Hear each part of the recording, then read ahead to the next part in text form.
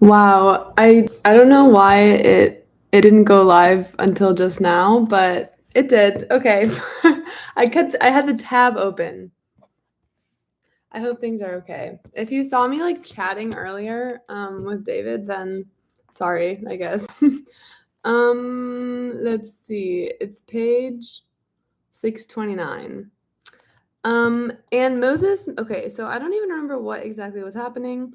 Oh, okay, we're in this kind of long-winded section where we're talking about how there's this like thing called the Triborough Bridge Authority, and the authority is like short, it's over when its project is over. But Robert Moses is like, let me try to make an authority that never dies. And so he's doing that. Moses made sure that these powers corporate and politic, and in some respects greater than both, would be embodied ultimately not in the authorities, but in him personally.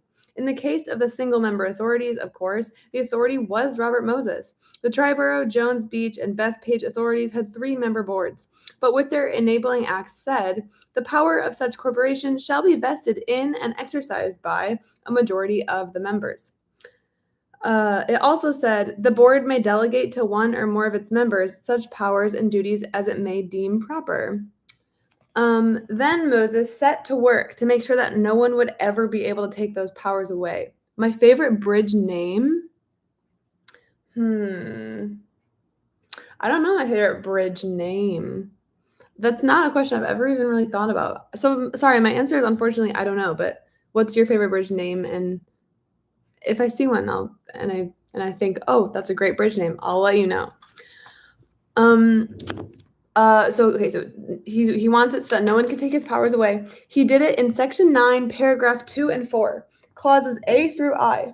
Paragraph 2 authorized the authority to pass resolutions governing the sale of its bonds.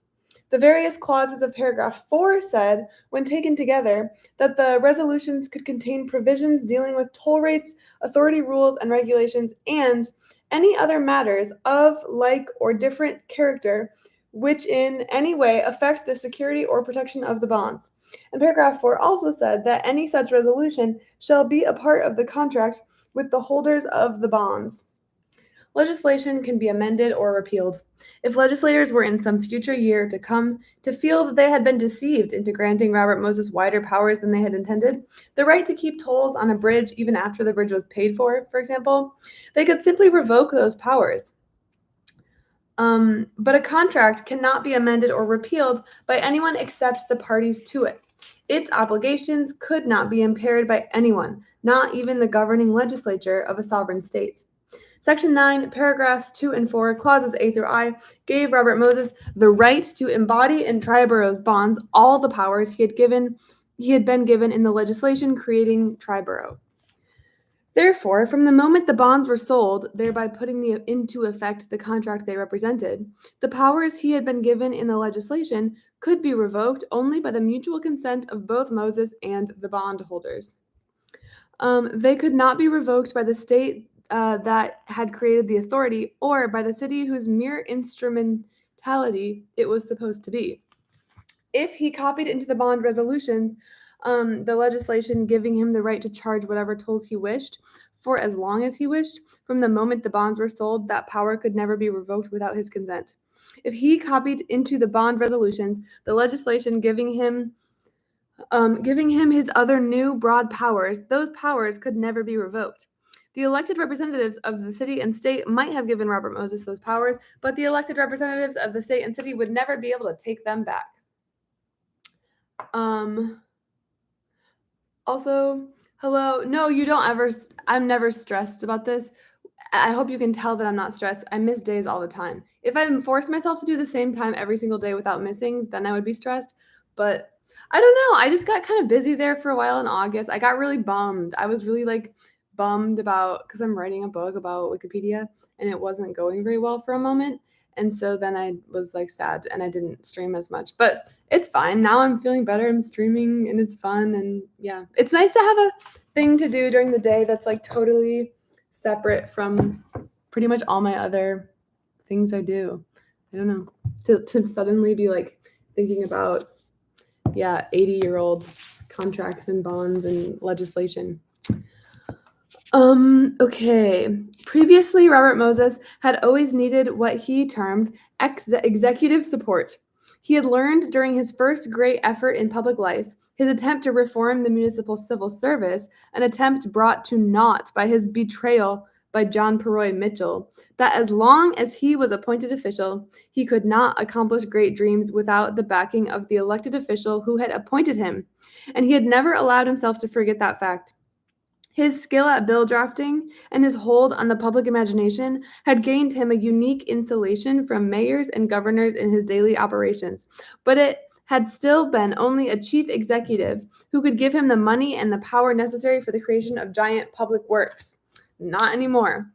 But now he needed executive support no longer. In the fields which he had carved out for his own, transportation and recreation, the passage of his amendments for the authority enabling acts had given him resources of money and power independent of governors and mayors. Their approval was no longer required.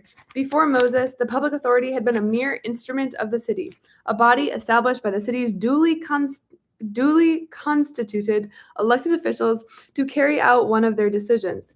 His public authorities had been set up to do what they wanted done. Now his authorities would do what he wanted done. For years, Robert Moses had sought executive power himself, hastily switching his party allegiance in 1928 when he thought he had a chance for the Democratic nomination for governor, switching back to Republican in 1933 when he thought he had a chance for the Republican fusion nomination for mayor, finally obtaining a nomination and running for governor in 1934. Each such clutch at executive office had been an attempt to obtain more power through normal democratic processes. After the 1934 debacle, however, it was obvious that this path to power was forever barred to him. Wow, path to power. That's the name of the book about hold on, let me grab it. A little demonstration. I think that the next book that Robert Caro, was this the next book that he wrote after this? The Lyndon Johnson book, The Path to Power. I can't even think about this, but someday I'll probably read it. It is comparatively so short. It's only like 700 something pages. It's only 768 pages. So this one's actually easy. Anyway, ever since the 1934 debacle, Moses realized that this path to power was forever barred to him. His voter antagonizing personality meant that he was never going to be able to obtain that supreme power which, in a democratic society, only the people can, through their votes, confer. But now he needed that power no longer. In many ways, the amendments to the New Authority Acts had given him, in his fields of operation, more power than he would have possessed as chief executive of state or city. And Moses knew it. Prior to passage of the authority amendments, he had scrounged for elective office. After the passage of those amendments, he disdained it. For the next 20 years, he would, with regularity, be approached by men prepared to back him for a gubernatorial or mayoral nomination, and he would firmly discourage them. Robert Moses was interested in money and power, and he no longer needed elective office to obtain those prizes. After the passage of his authority amendments, he had them already. With the institution he defined as a body corporate and politic, Robert Moses had, on a broader scale, simply repeated the formula successive for him at Yale and with the Long Island State Park Commission, carving out within state and city governments, but outside those governments' traditional formal framework, a unique independent niche. Now, thanks to his penchant, his genius for seeing potentialities for power where no one else saw them, in the future, his public authorities as well as city officials would be making vital city-shaping decisions. He didn't even need public opinion anymore. Quote, "That's a slender reed to lean on," Al Smith had said. Wow, that's kind of a poetic, I'm underlining that. Now Robert Moses had something more solid, the firm, precise, unbreakable covenants of the bond resolutions. Robert Moses still had all his old immense popularity, but were he one day to lose that popularity, the loss would no longer be nearly as disastrous as it would have been in the past. For no one, not the people, not the people's elected representatives, not the people's courts, could change those covenants. The institution over which Robert Moses had waved his magic wand was one uniquely suited to be the fairy princess that would bring his dreams to life. Okay, loved the little fairy princess metaphor there. That was fun. It dovetailed neatly with his philosophy and personality. Moses was driven by the need for tangible, indisputable evidence of accomplishment and achievement, evidence such as public improvement. He was driven by a need to build. Building a public improvement, was an authority's primary function. Apart from operating and maintaining that improvement, its only function. Moses had what amounted almost to a horror of ceasing to build. Okay, Moses had what amounted almost to a horror of ceasing to build. I don't really know what that means. Of finishing a bridge, say, and then having nothing to do thereafter but keep it clean and collect holes on it. Of being forced, as he said, to be a caretaker, to have nothing to do but sit around and collect nickels and dimes for the rest of my life. If an authority ceased to build, it would die. If all it did was collect tolls, the tolls would pay off its bonds, and when the bonds were paid off, it would have no choice but to go out of existence. Only by continually embarking on new projects, which would require new bond issues, could an authority remain viable. Moses' vision was on a scale so grand that it transcended the tangled network of boundary lines of the 1400 cities, boroughs, counties, townships, villages, sewer districts, fire districts, police districts, water districts in the New York metropolitan area.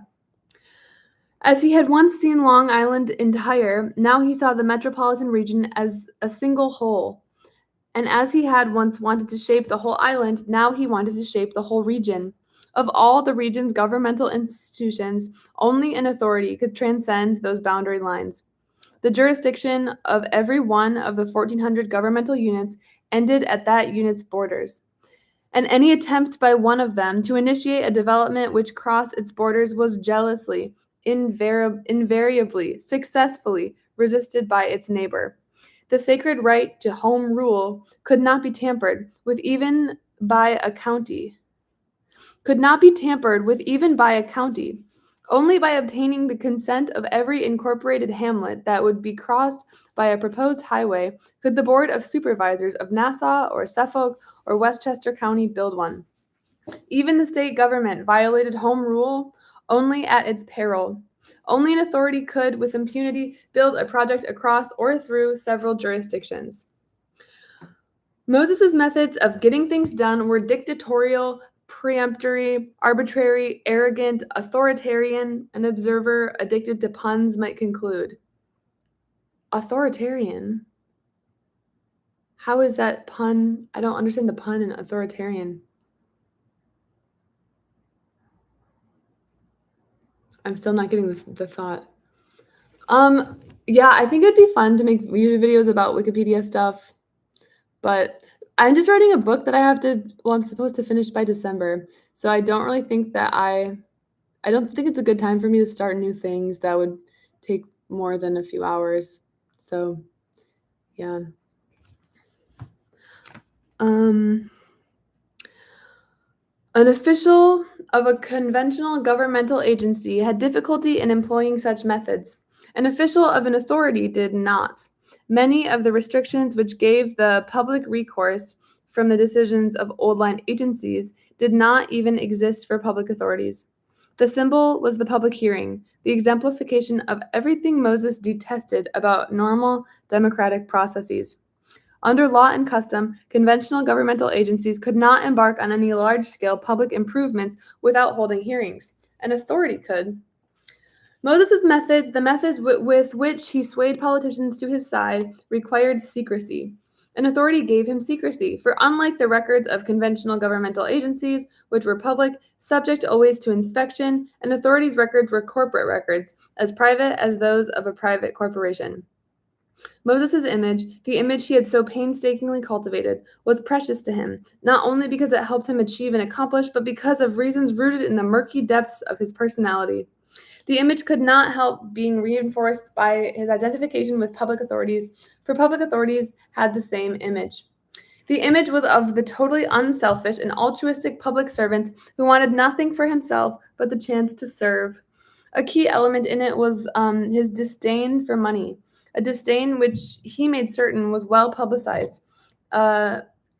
and which was symbolized by his refusal to accept a salary for his services. Authority officials were traditionally unsalaried. Their tradition had begun in England, where it had been believed that authorities would get better officials, men above politics, if they were not paid. And Moses had eagerly followed the tradition with his authorities, and had made certain that the public knew he was serving as authority chairman without compensation.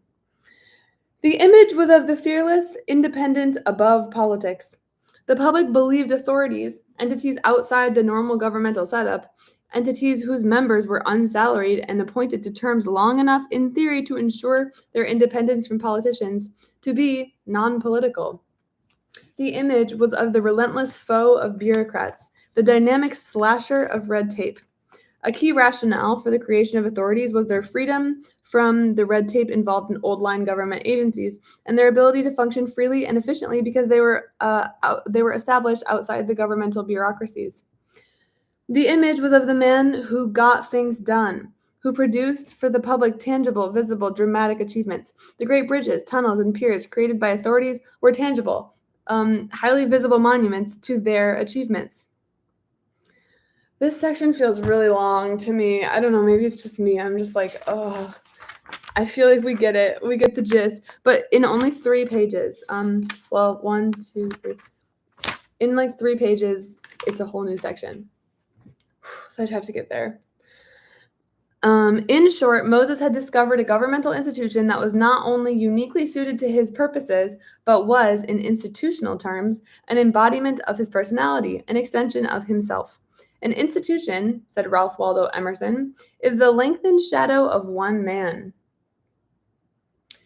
The institution named the Public Authority was, in the form it took after Moses' eye focused on it in 1937 and 38, the lengthened shadow of Robert Moses. He himself seemed to understand this. His remarks and sometimes his published statements reveal a striking identification of himself with authorities, which he defined as non-political organizations headed by unsalaried trustees, in which the speed, flexibility, and absence of red tape traditionally associated with private industry could be used for public purposes. Composing the introduction to a brochure, expensively bound, wide-margined, printed in full color on a paper of a weight and sheen suitable for an invitation to a royal wedding, that he issued in 1941 to mark the 5th anniversary of the opening of the Triborough Bridge, he wrote, "If I may be permitted to a personal note, I would say it has long been a cherished ambition of mine to weave together the loose strands and frayed edges of the New York metropolitan arterial tapestry." Wow, he has such a fun way of writing. The Triborough Bridge Authority has provided the warp on the metropolitan loom, the heavier threads across which the lighter ones are woven. The warp on the loom. The public authority, this new institution, new at least to America, at whose birth he had been present, to which he had served as president nursemaid, or prescient nursemaid, and which he, more than any other individual, had raised to a maturity consonant with a major role on America's urban scene, would be the vehicle which would make his dreams come true. A series of decisions Robert Moses took in 1937 symbolized his realization of this fact. 2 were financial. Previously, realizing that his dreams would never be funded by state and city governments, he had, through intricate and ingenious financial devices, arranged wherever possible to have revenues collected by the State Commission and City Department he headed paid not into state and city treasuries, but into special revolving funds that, in effect, let him add them to the regular commission and special department budgets.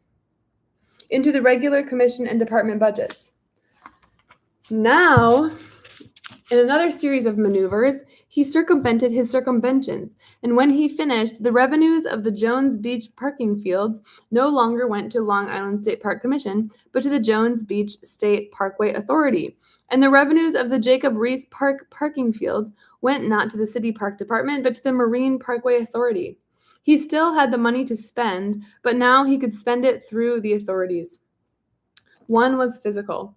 Previously, he had 4 offices: the State Council of Parks office at 80 Center Street, the Long Island State Park Commission's offices at Belmont Lake State Park, 270 Broadway, the New York State Office Building, selected for its proximity to City Hall, and his nominal office in the headquarters of the New York City Park Department in the Arsenal in Central Park.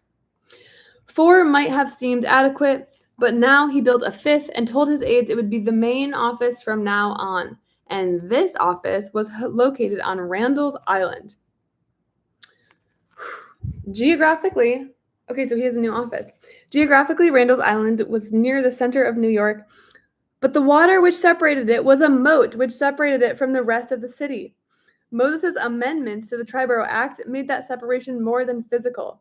No inhabitant of the island could use the lawns or stadium or other facilities on Randall's Island, could even drive across it without paying the Triborough Bridge Authority a tribute in coin, a tribute which Moses enacted from even the highest city officials, generally refusing to give free bridge passes even to borough presidents and sometimes, angry at LaGuardia, withholding them from the mayor.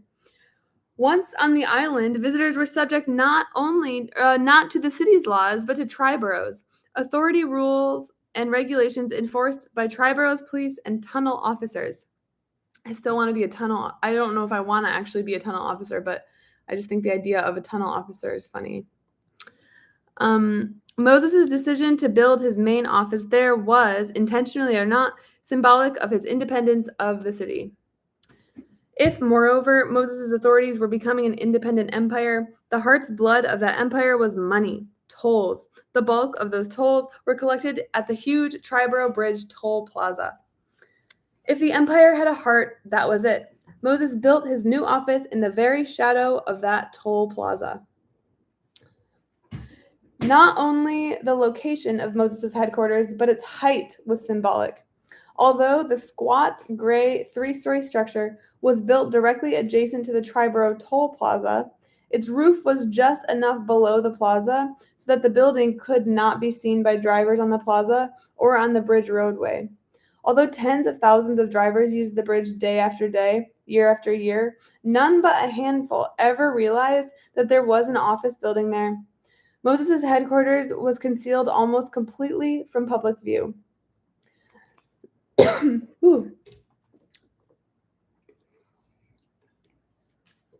got coffee, but it's just kind of like the melted ice now. He no longer needed the city's he no longer needed the support of the city's mayor, and he wasted little time letting him know it. Exactly 1 month after LaGuardia, on the strength of his trust in Moses' earnest representations, had assured Governor Lehman that the city was retaining ample control over Moses' authorities, thereby persuading the governor to sign one of Moses' new authority bills, a dispute arose over the authorities' hiring practices, and Moses wrote the mayor, "It is silly to force a court test of such matter, but I shall have to take this matter up with attorneys for the bondholders and with the trustees unless the matter is adjusted." The mayor thought he knew how to handle so outrageous an attempt at intimidation. "Now, there's one matter I want to make absolutely clear," he replied. So this is what LaGuardia is replying. "The authority bondholders have absolutely nothing to say and have no control over purely administrative matters of the city of New York. So don't talk about a court test on such matters or taking anything up of this nature with the authorities' attorneys or stockholders. The mayor establishes the policy for the city as well as the selection of the commissioners of the authorities, and the authority bondholders have absolutely nothing to say from the commission down to the last line of attendance. You are a city official and will take matters up with the Corporation Council of the City of New York and not with attorneys for the bondholders." Moses' reply was more succinct. "I think you had better read the agreements and contracts," he wrote. As poor Truby Davison had done years before, Fiorello LaGuardia sat down, too late, to study documents drawn up by Robert Moses, which he had approved because he had relied on Moses' word as to what was in them. Then he called in his legal advisors to read them. "Well, that was the day of the Great Awakening," recalls Windells, who, having resigned as Corporation Counsel, had not previously seen Moses' amendments.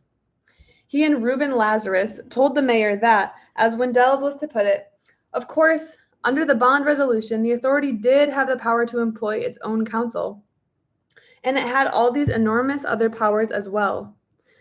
The mayor, of course, had powers too, On some of his authorities, Moses served ex officio because he was the city park commissioner. The mayor could fire Moses as park commissioner and thereby divest him simultaneously of his membership on those authorities. But this power existed in theory only. Political realities made it meaningless. Remove him from the authority undertaking the Rockaway improvement, and he might use his influence with the state legislature to have state funds cut off from the state finance part of the agreement of the project. The Atlantic Avenue grade elimination, the legislature had agreed to finance the elimination in the first place only because he was heading in both city and state agencies involved. There's only like half a page until this section is done, and I'm powering through. This was not my favorite section. Okay. The city had no funds to further the work itself. It would have to remain uncompleted. Atlantic Avenue, already torn up, would remain a 3-mile-long stretch of rubble. LaGuardia would find himself in the same untenable position in which President Roosevelt had found himself when he attempted to oust Moses as head of another authority, that of sacrificing a great public improvement for the sake of personal revenge on a faithful and immensely popular public servant. LaGuardia might, of course, attempt to make clear the fact that the issue was not personal. He might attempt to make the public understand that public authorities had been given too much power. But the mayor was only too well aware of the futility of attempting to explain the technicalities of bond resolution contracts to an electorate that idolized the man who got things done. More important, while the mayor could remove Moses from some authorities, he could not remove him from the Triborough Authority. He had no charges of specific wrongdoing to bring against him until his term expired in 3 years. During those 3 years, Moses would have immense powers in the city. He would still be in charge of huge public works being constructed within the city's borders. Making an open enemy of Moses would lead to an immensely embarrassing situation, a situation which, moreover, would continue to be embarrassing for what it was, in political terms, a lifetime. And these considerations combined with others that always hamstrung LaGuardia in his dealings with Moses. Moses' immense popularity, Moses' immense influence with the governor and state legislature from whom the mayor constantly needed favors.